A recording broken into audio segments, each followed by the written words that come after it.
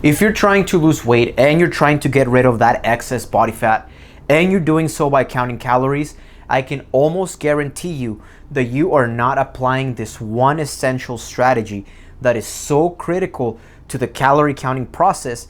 And it's actually the reason why a lot of people get stuck and don't see the results that they want counting calories.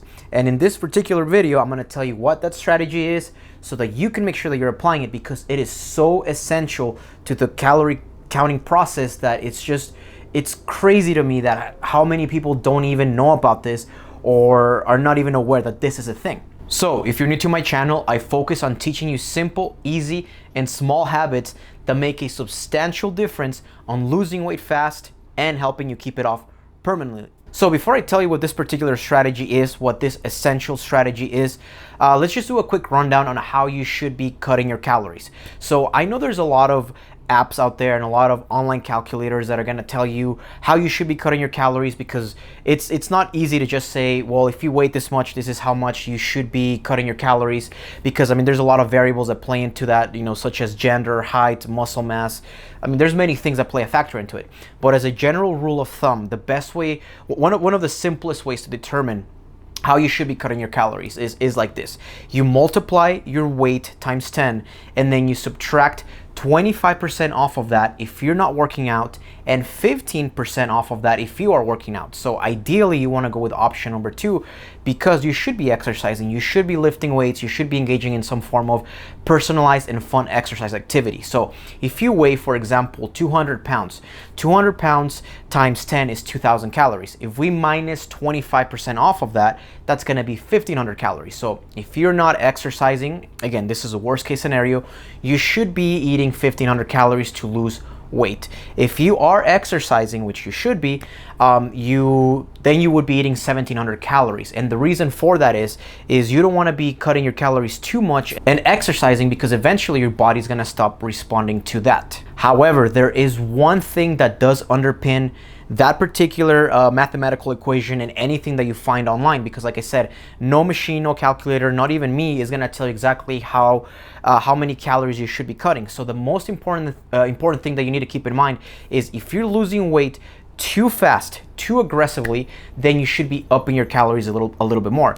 If you're losing weight too slow, or you're not losing weight at all, then you need to cut your calories even further. So in about 5 seconds, I'm going to put a table on the screen that's going to tell you how much weight you should be losing based on your current weight.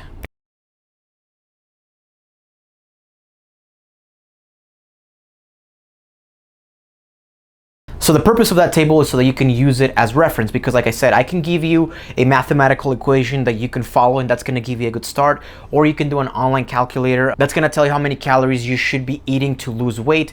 But at the end of the day, you need to be using this particular reference table, because again, if you're losing weight too aggressively, yes, that might look good at first, and you might think that's what you want, but at the end of the day, you don't want to be losing weight too fast, because when you're losing weight too fast, remember, you're prone to lose muscle and water, and you want to focus on fat loss. So that particular table that I showed you gives you a good reference for fat loss, not just weight loss. And keep in mind that as you keep losing weight, you also have to adjust your calories, because using the 200-pound person example again, once this person gets to 180, then now we're going to do 180 times 10 minus 25%, or ideally 15%, because you should be exercising. So keep that in mind, is that every time that you're losing 5-10 pounds, you need to adjust those calories. You can't just keep them at the same amount as you were before, because that's another thing that people overlook, is they just keep cutting calories from when they were heavier, and that's why they stall.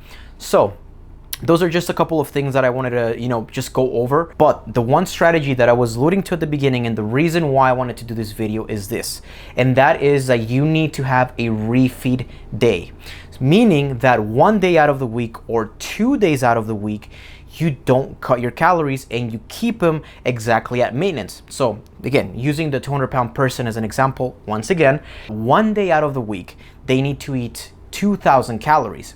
And the reason for that is because this prevents metabolic adaptation, or more importantly, it slows it down, because metabolic adaptation is inevitable.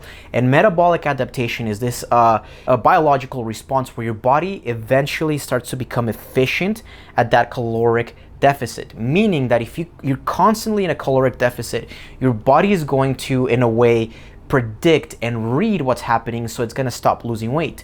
And the purpose of the refeed day is that you give your body that one day out of the week where you pretty much tell your body, no, we are not, we are not in a caloric deficit. We're eating what we're supposed to, and thus your body is not going to have that burnout. And like I said at the very beginning of the video, because many people just focus on losing weight fast, on cutting calories, they just want to keep dropping and dropping and dropping. And like I said, earlier too, like, yeah, as you're losing more body fat, you do need to adjust to that. But even within those adjustments, you need to have that refeed day or 2 refeed days, especially if you notice you're losing weight a little bit faster, because again, this is going to prevent metabolic adaptation, and it's going to help you sustain that caloric deficit without getting frustrated or without coming into any plateaus or stalls. Because again, people just get so focused on cutting, they never do that refeed day to tell their bodies like, hey, there is food. We're not just trying to get rid of energy. There's a spike of incoming energy, and then you get rid of it, so your body never predicts. It is going to predict it. Like I said, it is inevitable, but this is one of the best ways to slow metabolic adaptation down. So again, if you are cutting calories, if you're counting calories, please, for the love of God, don't just keep cutting. Make sure that you add 1 refeed day. And if you notice that you're losing weight too fast, then you can maybe even give yourself permission to do 2 refeed days. But don't just cut. Make sure that 1 day out of the week, it could be on a weekend, you keep your calories at maintenance. And of course, make sure that you're tracking it so that it's maintenance, because I've taught this strategy before. And for many people, refeed day or maintenance day means pig out day. So it's not an all out you can eat day. It's just you're eating at your maintenance. You're eating 25% more than what you're normally eating on your cut. So hopefully you found this video helpful. If you did, make sure that you like the video, subscribe to the channel, because like I said, the focus here is to teach you small, simple, and easy habits that make a substantial difference in your everyday life, that help you lose weight faster and keep it off permanently. And if you have any questions about this particular strategy on refeed day, or if you're confused with where you're at with your calories, just drop a comment, and I'll be more than happy to answer that for you and give you some guidance. And other than that, I'll see you guys in the next video.